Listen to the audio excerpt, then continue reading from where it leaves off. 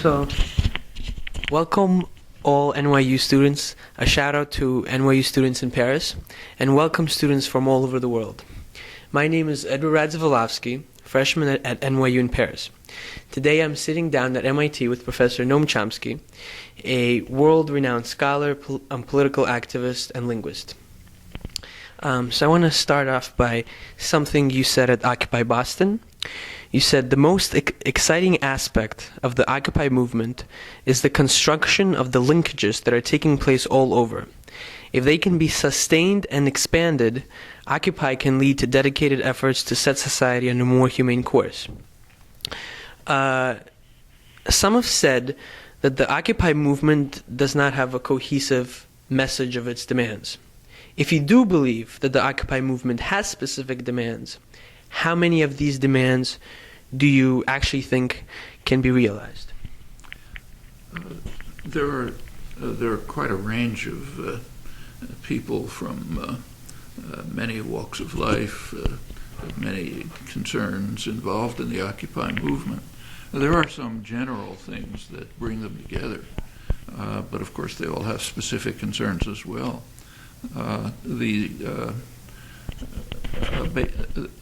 Primarily, I think this should be regarded as a response, the first major public response, in fact, to about 30 years of a really quite bitter class war, which has led to a social, economic, and political arrangements in which the democratic system has been shredded. Congress, for example, has its lowest approval rating in history, practically invisible, and other institutions not much higher. Population is angry, frustrated, bitter, and for good reasons. For the past generation, policies have been initiated which have led to extremely sharp concentration of wealth in a tiny sector of the population. In fact, the wealth distribution is very heavily weighted by literally a top of 1/10 of 1% of the population. Fraction so small they're not even picked up on the census. You have to do statistical analysis to detect them. And they have benefited enormously. This is mostly from the financial sector, hedge fund managers, CEOs of financial corporations, and so on. At the same time, for the majority of the population, incomes have pretty much stagnated. Real wages have pretty much stagnated, sometimes declined. The benefit system, never very strong, has been weakened. People have been getting by in the United States by much higher work loads. So by now, U.S. worker works far more hours than his counterpart in other industrial countries, and by debt, which is sooner or later unsustainable, and by the illusions created by bubbles.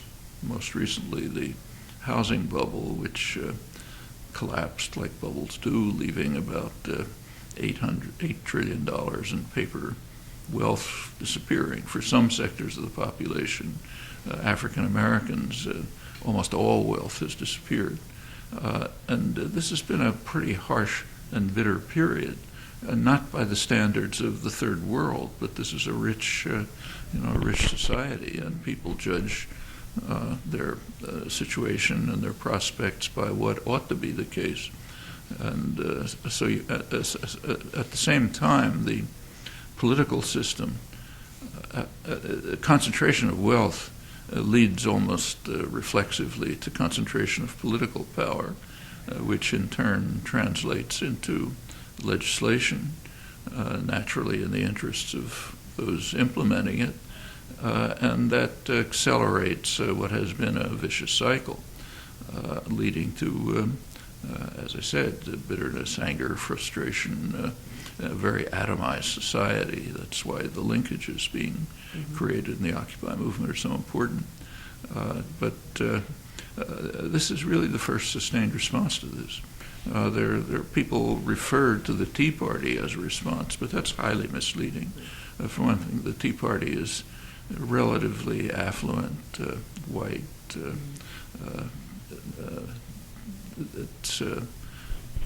Its power. It does have influence and power, but that comes from the fact that it has enormous corporate support and heavy finance. And parts of the corporate world simply see them as their shock troops. Be sure that gives them political power, but it's not a movement in any serious sense. This is, and going back to your question about the demands, there are general ones which are very widely shared in the population, concerned about the inequality, about the chicanery of the financial institutions, about the way their influence on the government has led to a situation in which those responsible for the crisis are helped out, bailed out, richer and more powerful than ever, and the victims are ignored. There are very specific proposals concerning regulation of financial transaction taxes, changes in reversal of the rules of corporate governance that have led to this kind of situation, a shifting of the tax code back to something more like what it used to be when the very rich were not essentially exempted from taxes, and many other quite specific demands of that kind. Then it goes on to the interests of groups and their particular concerns, some of which are quite far-reaching. But I think if you investigate the Occupy movements and you ask what are your demands, they are reticent, and rightly so, because they're essentially crafting a point of view from many disparate sources. And one of the striking features of the movements has been simply the creation of cooperative communities, something very much lacking in an atomized, disintegrated society. That includes general assemblies which carry out extensive discussion, kitchens, libraries, support systems, and so on. So all of that's kind of work in progress, leading to community structures, which, if they can spread out into the broader community and retain their vitality, could be very important. Colin Asher, a journalist, wrote a piece for The Progressive. He wrote, most scribes have settled on the idea that Occupy Wall Street is like Tahrir Square in Egypt, but I disagree. Occupy Wall Street is more like a Hooverville. The space itself engages people's imaginations, but nothing will be settled here, not even the meaning of what is happening, and the participants won't be able to define it. It matters that something is happening in Lower Manhattan and that people are paying attention, but it doesn't much matter what is happening. And you have said once, the 2012 election is now expected to cost $2 billion. It's going to have to be mostly corporate funding. So it's not at all surprising that Obama is selecting business leaders for top positions. The public is quite angry and frustrated, but unless Western populations can rise to the level of Egyptians, they're going to remain victims. So what I'm wondering is, do you see the Occupy movement as an anarchist movement, the kind of uprising that you have been advocating for much of your career? Is it a precursor to a revolution? Or can these goals be achieved without a revolution? Well, first of all, let's talk about Egypt. What happened in Tahrir Square and so on was extremely important, historic importance, in fact. And it did achieve a goal, namely eliminating the dictatorship, but it left the regime in power. Right. So yes, that's an important goal, and there have been achievements. The press is much freer. Labor activism is much less constrained, and in fact, one striking difference between the Egyptian and Tunisian uprisings and the Occupy movements is that in the North African case, the labor movement was right at the center of it. And in fact, there's a very close correlation between such successes as there have been in the Middle East, North Africa, correlation between that and the level of labor militancy over many years. That's been true in Egypt for years, usually crushed, but some successes.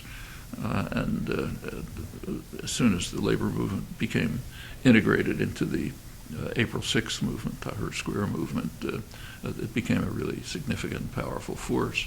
That's quite different here. The labor movement has been decimated, and part of the task to be carried out is to revitalize it. But going back to, in Tunisia, they did succeed in getting rid of a dictator and running a parliamentary election now with a moderate Islamist party in control in Egypt. As I said, there were gains, but the military-run regime is very much in power. There will be a parliamentary election, and has been already. And again, it's the groups that are succeeding in the election are those that have been working for years, organizing among the general population, the Muslim Brotherhood and the Salafists. It's quite a different situation here. There hasn't been that kind of large-scale organizing. There hasn't been the labor movement has been struggling to retain victories that it won a long time ago and that it has been losing. However, I don't think anyone's seriously talking about a revolution. I mean, to have a revolution, you have to have a meaningful one. You need a substantial majority of the population coming to the conclusion, who recognize or believe that further reform is not possible within the institutional framework that exists. Mm-hmm. And there's nothing like that here. I mean, not even remotely. Should we be trying to achieve that? Pardon? Should we try to achieve that? Should we be working up to a revolution, or can we achieve it some kind of a different way? Well, first of all, we're nowhere near the limits of what reform can carry out. And in that, I mean, people can have the idea of a revolution in the back of their mind if they want. But there are very substantive actions that should be taking place. I don't exactly know what it means to say, is this just anarchist? I mean, anarchist movements are very concerned with specific goals, achieving specific goals. That's what they've traditionally been. That's what they should be. And in this case, as I said, there are very specific short-term goals that have large support, fiscal policy, controlling financial institutions, dealing with environmental problems which are extraordinarily significant. All of these are very direct, immediate concerns, shifting the political system so that elections aren't simply bought and so on. All of this is going on. Like, for example, just a couple days ago, the New York City Council, probably under the influence of the Occupy movements, passed resolutions, I think unanimously, in fact, against corporate personhood. Well, that's pretty far-reaching. If that's a very popular idea in the country, and if it's pursued, it will dismantle a century of not legislation, but judicial decisions that have given corporations, state-created, fictitious legal entities, given them extraordinary rights and power. Population doesn't like it and is right not to like it, and such steps are already being taken in words and could lead to action. Mm-hmm. In the longer term, there are many things that can be done.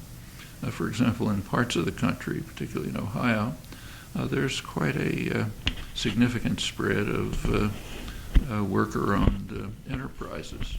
A lot of this derived from a major effort, it's now 1980, so 30 years ago, 1977, I think, to try to, when U.S. Steel was wanted to sell off and close one of its major installations, and the workforce and the community offered to buy it and run it themselves, industrial democracy, essentially.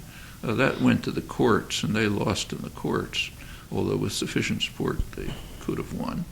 And but even the failure, like many failures, spawned other efforts. And by now there's a network of worker community-owned enterprises spreading over the region. Is that reform or revolution? Well, if that extends, it's revolution. It changes the structure, the institutional structure of the society. Actually, a lot of it is supported by conservatives. It doesn't break up very sharply on what's called mostly meaninglessly a right-left spectrum. But these are things that respond to people's needs and concerns. There have been cases right near here where similar options were possible. And I think those are directions that should definitely be pursued. A lot of these things are invigorated by things like the Occupy movement. And similarly, in going back to Egypt, where the situation is quite different, they have very immediate concerns, like the question of whether what will the power of the military regime be? Will it be replaced by Islamist forces based in the slums and rural areas? Will the secular liberal elements be able to have what place will they find in this system, the ones who actually initiated the Tahrir Square demonstrations? These are all very concrete problems that they have to deal with. Here there are different concrete problems to deal with. There are many similarities. In both cases, in Egypt and the United States, and in fact much of the rest of the world, what's happening is a reaction, in my opinion, a much too delayed reaction to the roughly neoliberal policies of the past 30 years. They've been implemented in different ways in different countries, but it's generally the case that to the extent that they've been implemented everywhere, they have been harmful to the general population and beneficial to a very small sector. And that's not accidental. There's a new study by the Economic Policy Institute, which is sort of the major, provides the major databases and analysis for the health of the economy, standard sources. They have a new small book called Failure by Design. And the phrase by design is accurate. These things don't happen by laws of nature or by principles of economics to the extent that they exist. They're choices. And they're choices made by wealthy and powerful elements to create a society that answers to their needs. And it's happening in Europe right now. Take the European Central Bank, ECB.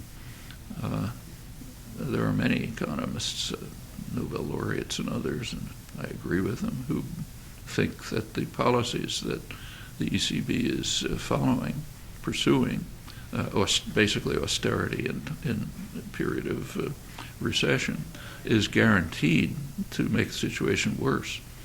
And so far, I think that's been the case. When you undermine, in a period of recession, what is needed is growth, not austerity. And Europe has the resources to stimulate growth, but they're not being used because of policies of the central bank and others. And one can ask what the purpose of this is. And a rational way to judge purposes is to look at consequences. And one consequence is that these policies undermine the social democratic structures, the welfare state structures that have been developed, undermine the power of labor, create a more inegalitarian society with greater power in the hands of the corporate sector and the wealthy. So it's class war, basically, and that's a kind of failure by design as well. I think a lot of people today, when you mention to them an anarchist society, they get the wrong impression. I think they automatically may think chaos. And so I kind of want to ask you a question about that. Would you describe an anarchist society as an ultra radical version of democracy? First of all, nobody owns the concept anarchism. Right. Anarchism has a very broad back. You could find all kinds of things in the anarchist movements. So the question is, what would an anarchist society be is almost meaningless.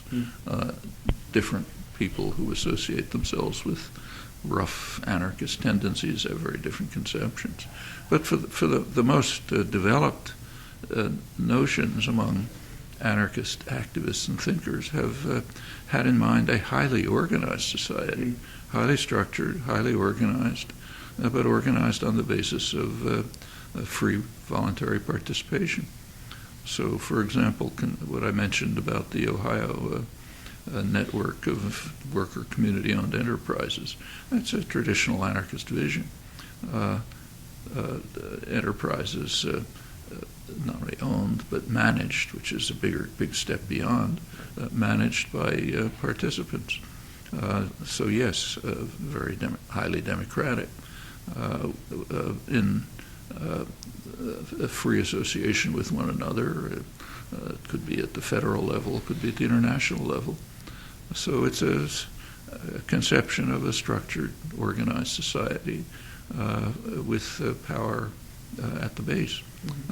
Doesn't mean it doesn't have representatives, can have, but they should be recallable and under the influence of and control of participants. Who's in favor of a society like that? Well, you could say Adam Smith, for example, who believed, you can question whether his beliefs were accurate, but believed that market systems and the invisible hand of individual choices would lead to egalitarian societies of common participation. You can question the logic of the argument, but the goals are understandable and they go far back. You can find them in the first serious book of politics that was ever written, Aristotle's Politics, where he argued, when he evaluated various kinds of systems, he felt that democracy was the least bad of them, but he said democracy wouldn't work unless you could set things up so that it would be relatively egalitarian. And he proposed specific measures for Athens, which in our terms would be welfare state measures. So that's there are plenty of roots for these concepts. A lot of them come right out of the Enlightenment. But I don't think anyone has the authority to say that this is what an anarchist society is going to look like. These are, for one thing, I mean, there are people who think you can sketch it out in great detail, but my own feeling here, I essentially agree with Marx, is that these things have to be worked out by people living and functioning in freedom, who work out for themselves what kind of societies and communities are appropriate for them. Your secretary said the time is almost up, I think, but could I please ask you just one more question? Yeah. The late British philosopher Martin Hollis worked extensively on questions of human action. The philosopher Martin Hollis, he worked extensively on questions of human action, the philosophy of social science, and rationality.